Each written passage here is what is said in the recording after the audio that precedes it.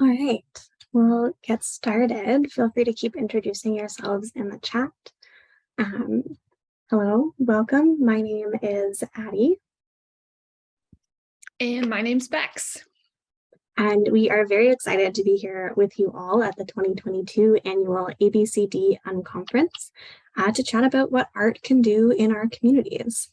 So before we begin, we want to acknowledge that Antigonight takes place on, and we're coming to you from, the ancestral territory of the Mi'kmaq people. This territory holds a complex history of and continues to be impacted by exploitation, violence, and colonization. We acknowledge Mi'kmaq and Wolastoqiyik people as the original caretakers of this land and commit to working towards a more just and equitable future for all who live here.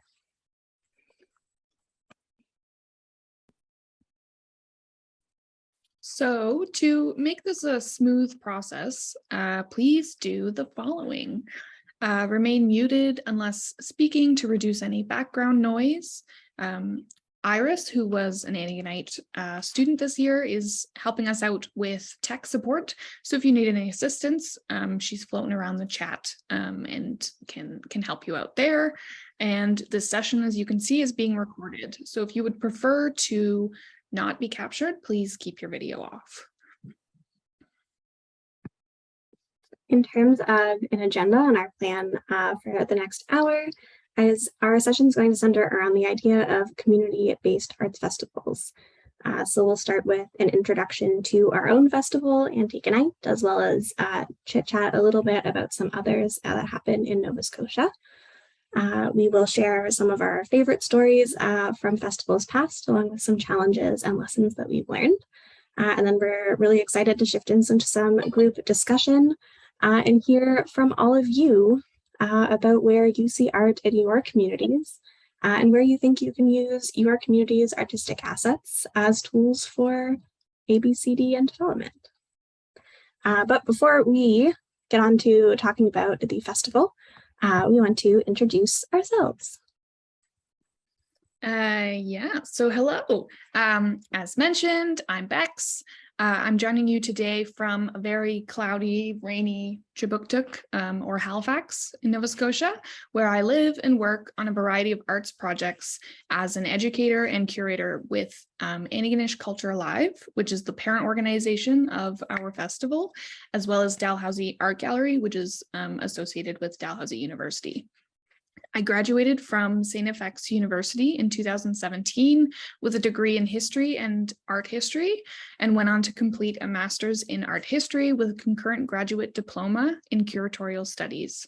My journey with Antigonight started in high school when I signed up as a support person to get some volunteer hours that I needed. I knew nothing about the festival, but I needed hours and it was available. So I said, why not?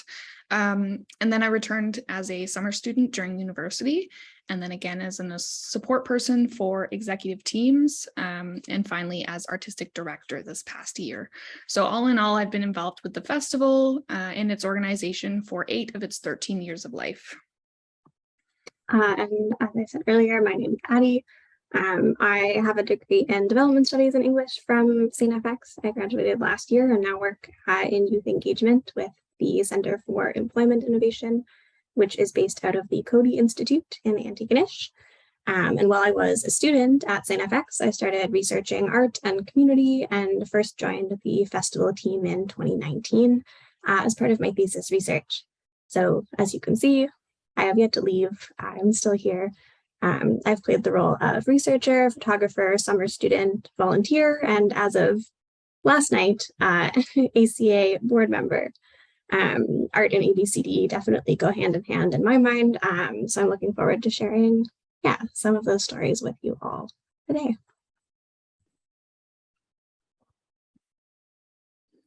So firstly, we should introduce our festival.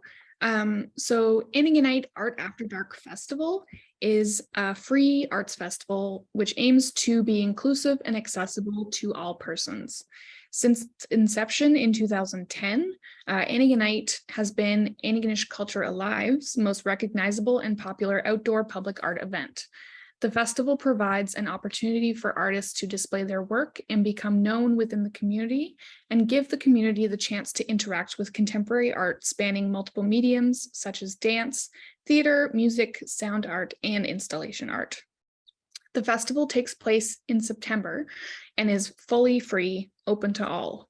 Art projects are positioned around downtown venues, including parks, closed off sections of Main Street, as you can see here in the photo, and the public library, where visitors have easy access. Exhibitions, exhibits, performances are found on sidewalks and in storefronts, alleyways, and nooks and crannies of the downtown. So this photo you can see here is Main Street, Antigonight, from just our past festival 2 weeks ago.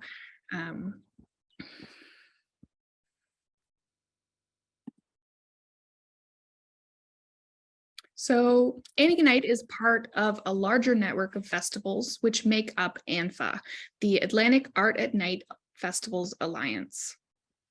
So the participating festivals are, and I'll go kind of from the top logo, Art in the Open in Charlottetown, PEI, Lumiere in Cape Breton, Sydney, and unfortunately theirs was supposed to be last week, but was actually canceled due to Hurricane Fiona. Then we have Third Shift, which is in St. John, New Brunswick, Nocturne, which is actually next week in Halifax, and it's probably the biggest one of all of us. And then finally, we have CB Nui in Corner Brook, Newfoundland.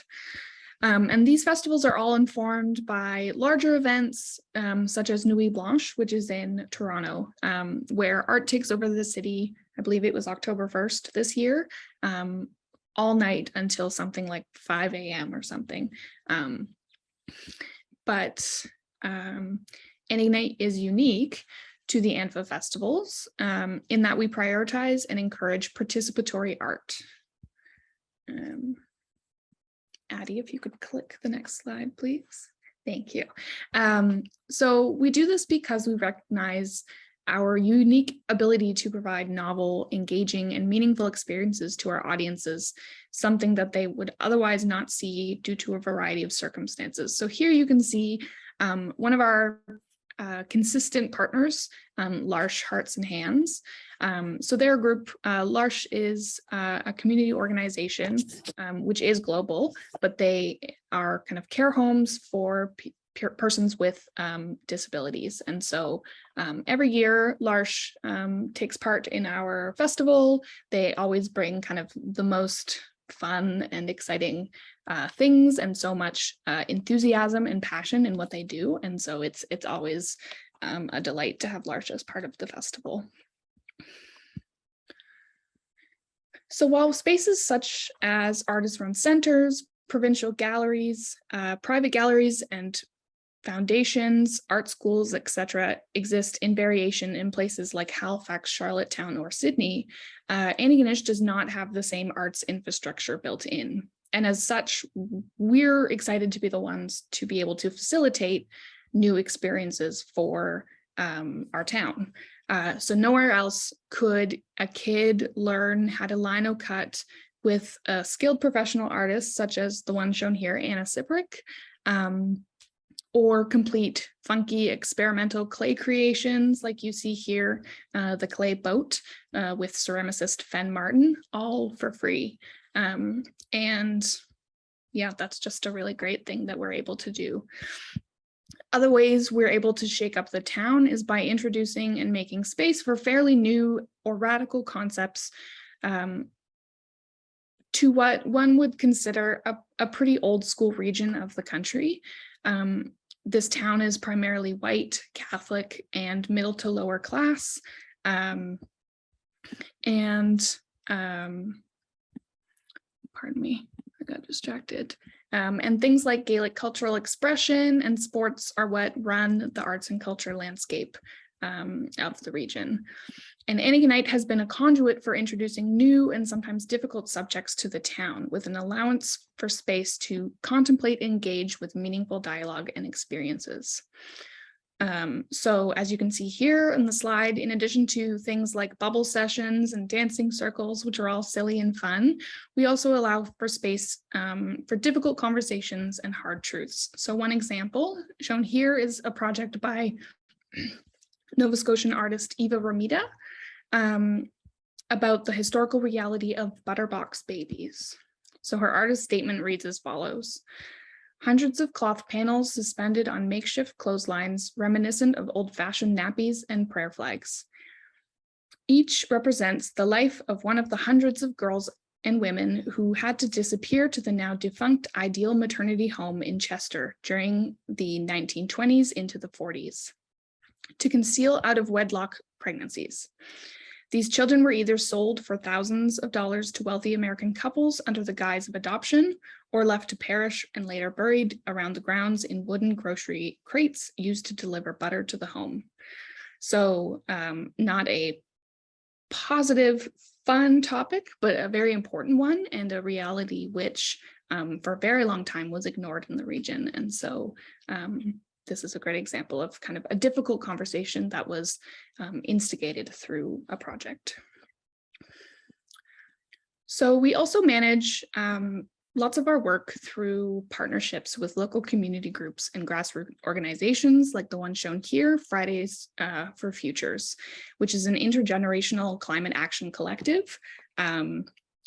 We were able to support them through our ongoing summer programming, which includes, poster making for their Friday sessions in front of Town Hall, just probably kooky signs that say, protect our planet, which in this festival, so 2019, were strewn all throughout the festival grounds.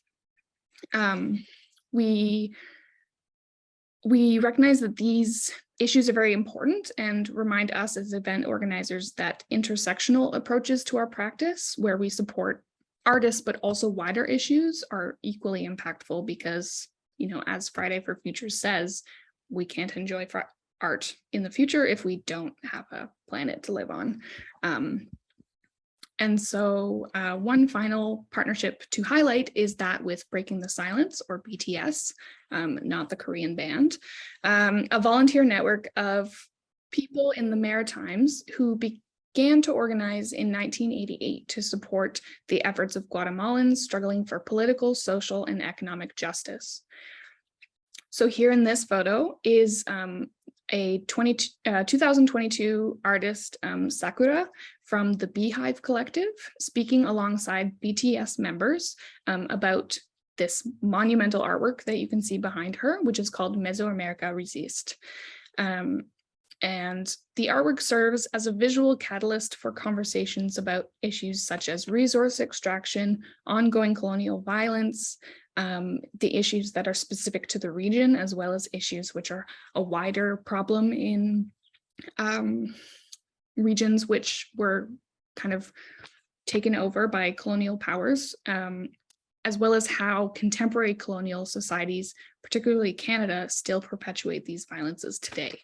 And so it was a very, a difficult conversation, talking about things like activists being murdered and difficult things, but in our public library, you can see usually there are book stacks there, but we moved all the book stacks. And so it was a very familiar space for locals, the comfort of their library, but we were presenting them with very new information and realities of the world.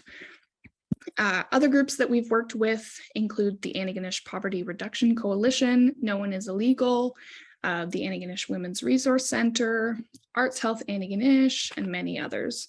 There are a lot of grassroots organizations within Antigonish because for so long it had to be sort of a self-sustaining, self-supporting community, and those legacies still exist today. It's a very full town of passionate people.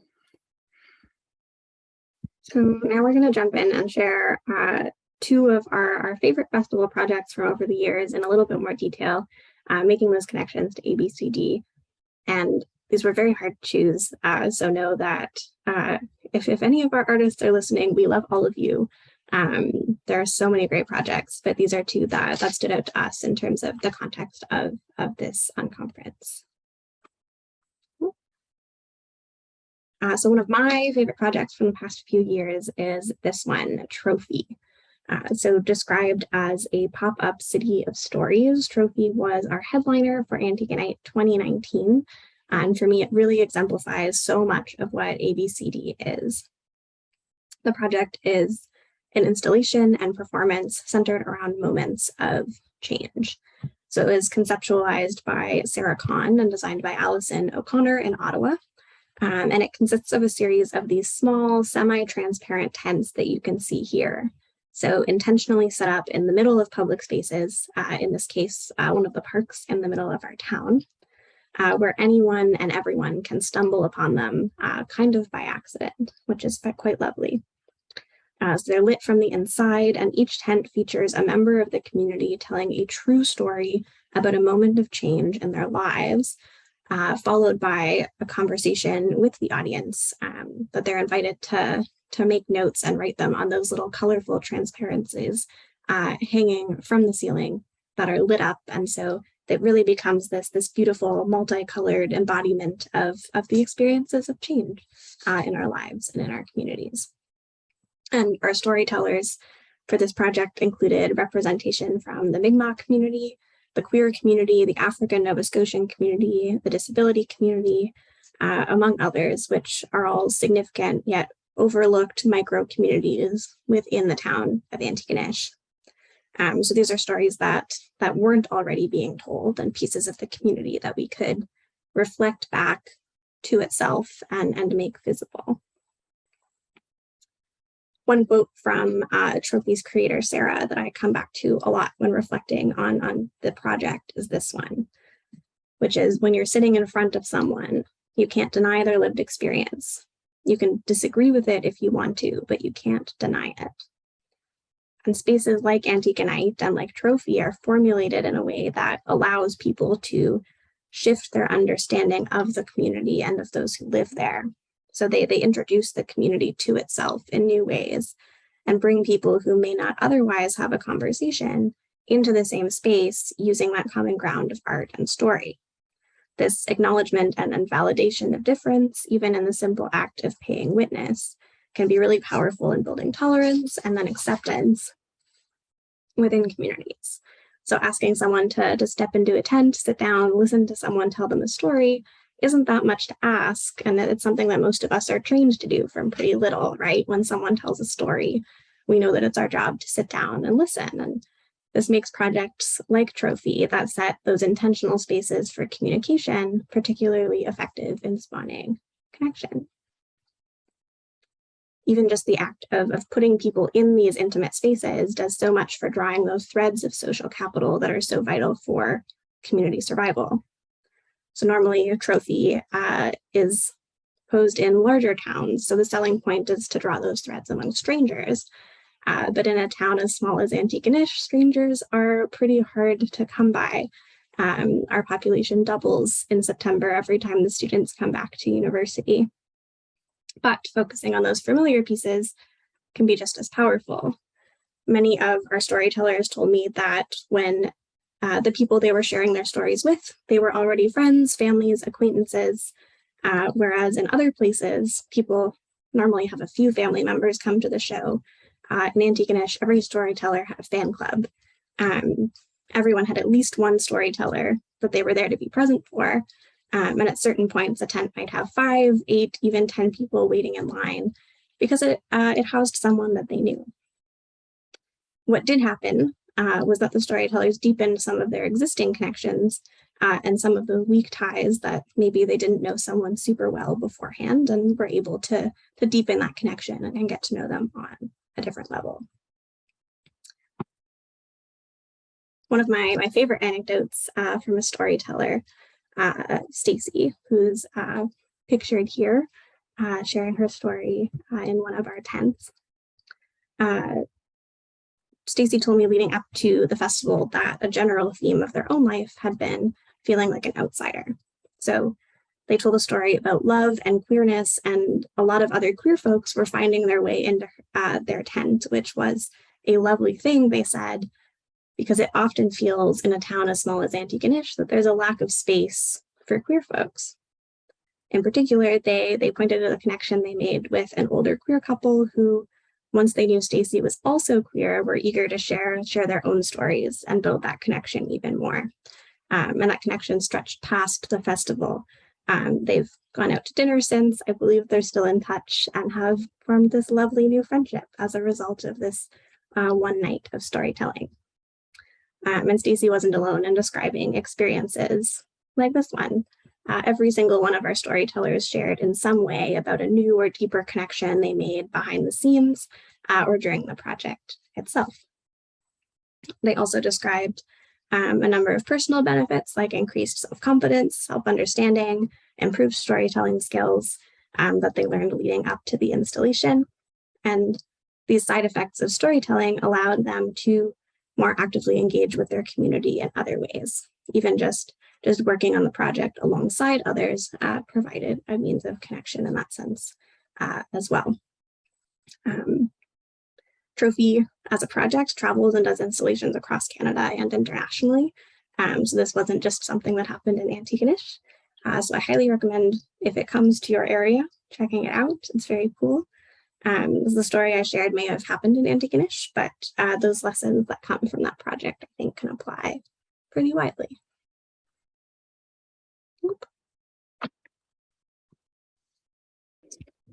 And so I'm going to be highlighting our headlining project from the most recent Antigonight, which was September 16th and 17th of this year. So pretty recent. And so as you can see here on your screen, Anne Kamosi is a local artist who's been active in the town for years and creates just the most wonderful, colorful, whimsical compositions, such as Healing Helpers. Her art is widely appreciated, but particularly in healing spaces such as hospitals, private doctors' clinics. My physiotherapist has one of her paintings up. They're very, they really do offer a sense of comfort. And of her own work, she says, I'm a disabled artist. While suffering from severe, unremitting pain and multiple disabilities, I create vibrant, colorful art to distract from pain and isolation, while exploring in awe of nature and commitment to environmental change.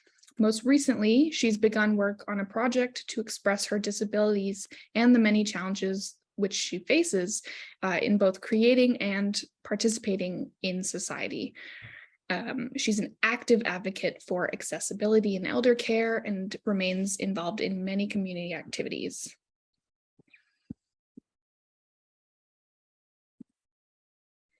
So Anne's project for this festival was titled Exploring Disability Through Creative Expression.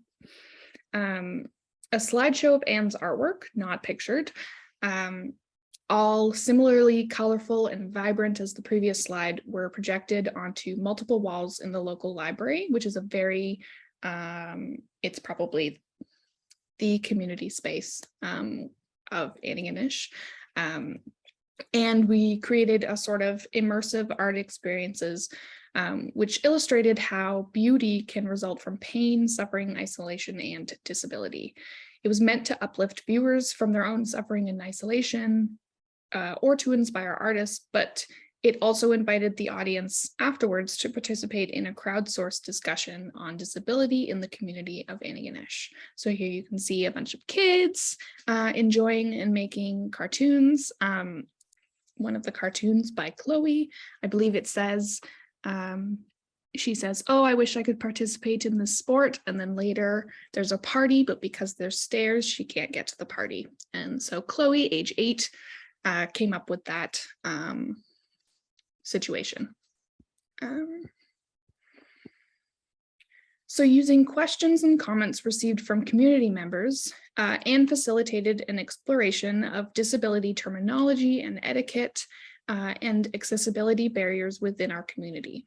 Through family-friendly art and writing activities, community members of all ages, disabled or not, were invited to contribute to creating a visual community model of care and accessibility, as well as a clothesline of art and writing about disability and accessibility. Folks were invited to create cartoons which either solved a barrier of access or outlined barriers and issues of disability that either they faced or people they knew faced. So here we can see a small snippet of the mosaic. So folks were really asked, what action items are there that you as a community member could take to just be a better person, to be nicer? And so, lots of them are, I think, what many people would call no-brainers, but there are still all these issues of access. And so clearly they're not no-brainers. And so it was really interesting to see things like children being like, well, why would I ever do that? And it's because, the most significant barriers for people with disability are within the kind of larger institutional and societal structures that we've faced. And so kids sometimes find it difficult to conceptualize that. And so we were able to kind of offer them new ways to look at it. So here you can see just two of the cartoons that were made. One thing we found going in is that while Anne's focus was on physical disabilities, it increasingly became significant that, hidden disabilities were also a major issue that people wanted to speak about. And so the first one here, outlines mental wellness, and the next one, sensory issues. And these are, very simple cartoons. I think they took, 10 minutes to create, but they really do show an awareness of the different abilities of people. And so it's difficult to really express how successful I feel this project was. As the curator and conceptual collaborator, our professional photographer was unable to capture photos of the project in action because there was too many people to maneuver around. The artist herself was unable to kind of step away and enjoy other aspects of the festival because it was so popular and so well attended that at one point she could not move her chair because there were too many people. All good problems, I would say. It was a very well attended session. Some people stayed at the workshopping area for over an hour, just chatting and sharing their own experiences, their stories of barriers, access, and disability. This project to me really exemplifies everything right about Antigonight. We supported an artist's vision, and we provided content from which she can further develop the project, which for her will likely be a graphic novel outlining disabled experiences. But beyond that, we offered the chance for the community to consider their own privileges and barriers. And all the information that we've acquired will be passed along to a group which is actively and just by chance conducting an accessibility audit of the town of Antigonish. And so the content that we were able to crowdsource, while valuable for Anne's artistic practice and her future practice, it also will hopefully lead to some actionable change within what is a very inaccessible town. And yeah, that's just a very exciting thing to be part of. Awesome. So now that we have shared some of our favorite stories from our festival, we're really curious to hear from all of you about how you experience art in your communities and what space you can see for art moving forward, working in community development. So Iris is going to help us get into 2 breakout rooms in a minute. And we want you to share with each other your answers to these 2 questions. So we're curious about where you already see art in your communities. So maybe you have an arts festival, maybe your town has like really beautiful murals all over the place. Maybe you're already using art for community development in really cool ways, and we want to hear about them. And so like, what does that offer? What role does it play in your town?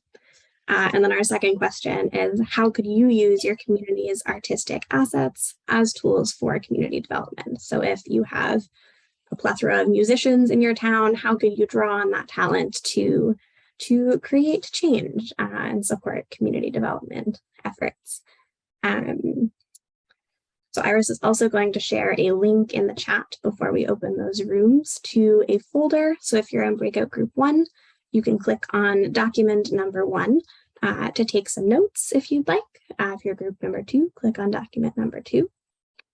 And we'll spend about 10 minutes in these smaller groups and then come back, chat about what we heard, our favorite things. Yeah, and then just continue the conversation there. Mm-hmm. So I guess, or maybe Iris, I'll go find the link if you're working on breakout groups.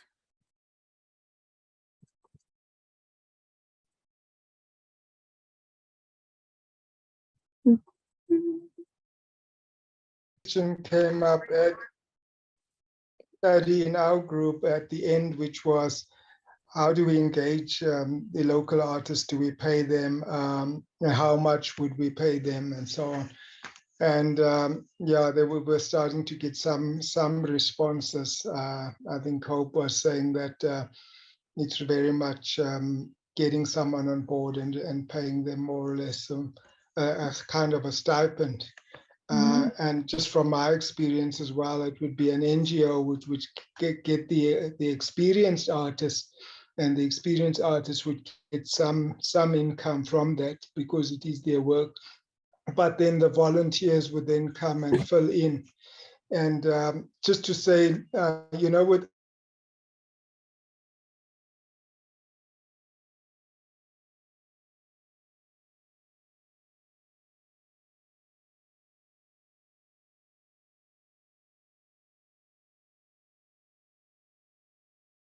energies of people anyway. Mm-hmm. Yeah, well, I can answer the thing about paying artists. So we follow in Canada, there's this thing called CARFAC, and it's basically like a union, but not a union for how to pay artists. And so it outlines different rules depending on the size of your organization. So we, as a very small organization, we don't make a lot of money. So we're on the lowest kind of tier of what we're expected to pay people. My other job at the Dalhousie Art Gallery is a higher tier of funding from the government, and so they're expected to pay more. And I'm sure, I think I would imagine most places have some form of similar organizations. It would be like artist advocacy groups or someone who would have sort of a baseline pay that is recommended to pay. The CARFAC one that we use is really great because it breaks it down. If someone gave a 30-minute presentation, you could pay them this much. If they hung up something for you, you could pay them this much. And it helps both demystify how much you should pay people, but it also it helps me writing funding applications to be able to say, we are doing best practice, and best practice is to pay these people a living wage. And so that's the biggest thing, which is something that I'm sure you'll all find is an uphill battle, kind of showing or proving to people that artists are worth being paid is surprisingly a difficult conversation to have. And so if it can't be a full wage, stipends are really great. Or we sometimes will do, we had some artists that were very late to be added, so we couldn't pay them a fee, but we paid their gas. So just trying to do things of compensation, it's difficult, but yeah, those are kind of the bigger things, and artists make better work when they're being paid for it. So everything is better. You can compensate people for their energy and time.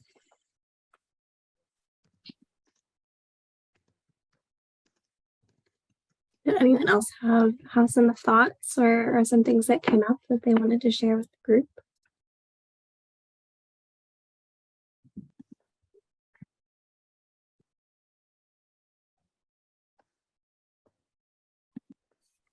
we know you folks are talking about lots. I just wanted to share. I think I wanted to affirm Rory. I was saying that artists are so creative, and he was bringing me back to everybody is very creative, and everybody can, with through participatory art, people are so creative.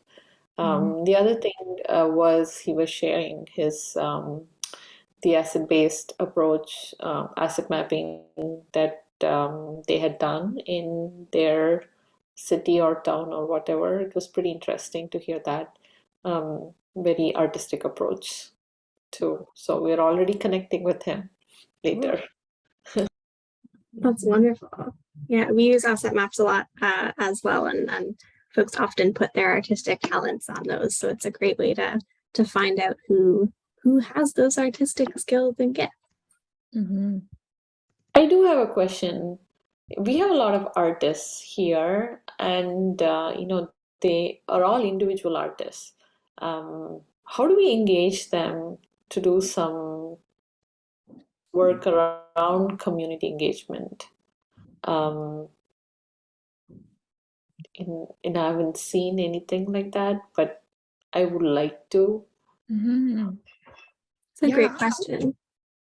I would say it probably exists somewhere. I think artists often, because they have to advocate for their existence, just to, be recognized as a real profession or anything, they are often involved in advocacy. I would imagine that lots of the people, if they aren't, I've met lots of advocates who later it turns out, oh, you are artistic or you are creative, but you just don't self-advocate or self-identify as that. But doing like open calls is things we've done before. So we said we're looking for someone who could supplement a program about like trash art. So we collected a bunch of trash and then people made art out of it. So we said we need an artist who'd be willing to facilitate that. We also had a number of painting workshops kind of this summer that we helped with. And so we just said, who would like to lead a workshop out of a community space? It'll be community minded. And there's always, in my experience, there's always interest in particularly a paid opportunity because it's I guess they're not rare, but you got to grab them when you get them. So for sure. If you're looking to bring sort of a lot of artists together, or if you're looking for a way to actually reach artists, if you're not sure how to sort of spread the word when you are looking for things, organizations, there's like most towns will have an arts board, an arts council. If there's an arts festival near you, they'll have contact information for a whole group of artists. And they're usually very, very open to helping folks get in touch. But yeah, which country are you in? So we're in Canada. I am in Pennsylvania. Yeah. So I would just say, just ask the artists. I'm in the arts area. Someone said to me, come to my community and run, 3 days of short story writing for youth. And they say, we're a community-based organization, we're very tiny, we'll just volunteer. I would just say yes. And the other way would be also to call a group of them together and say, well, what would you, just have a conversation, have a sit-down conversation with a few of them, with some coffee or whatever, and say, this is what we're trying to do. We're thinking of the arts coming in. What ideas do you have? Which of you would? You will get to that fork in the conversation where they'll say to you, are you paying us or not paying us? Which is so it's not my full-time job, so I can easily say that I'll run a poetry workshop or a series of them for you for free, but many artists can't. But the worst they could say is no, or go away and think about it. And I think it's the most important thing is to enter with with the open-mindedness. So say, hey, we would like to initiate this dialogue about a mutual support. We help your practice, you help us, with whatever our initiative is. And maybe they say, oh, it has to be money, but maybe it's other forms of compensation. It could be room and board. It could be, like skill shares. We've done lots of those things too. So yeah, those are great. And I would recommend also, so I've just put it in our private chat, but if you're in Pennsylvania, there would be an art council there. So there, absolutely, it's just we have a county art association. Yeah. And they did an art walk, and I just went to see it's cool. if anyone has like any interest in community engagement, but they all seem to be individual artists doing individual work. I probably have to just do that open call and see who might. Yeah. Sometimes when it's in the lens of community engagement, it maybe sounds daunting, but if you say like, we're just making nice art, like those things can help. Just simple, like bringing people together around doing something in a park. That's all I want. I don't want anything, no strings attached. So yeah, maybe I just have to do the open call. Absolutely. My next step. I'm going to put my email in the chat if anyone wanted to. Already done. Oh, never mind. I am on top of it. Yeah, so you can find the ways to get us. Lots of ways to find us there. Thank you all so much for joining us, for being here, for participating. It was really cool to hear from you, and I feel like we could keep talking for another hour if we wanted to, but unfortunately we do have to. We're already 2 minutes over our time and need to let you folks get off to other sessions. So big thank you. All of the information to find us in the chat, feel free to copy and paste that if you want to get in touch with us later. Yeah, thank you. Yeah, thanks.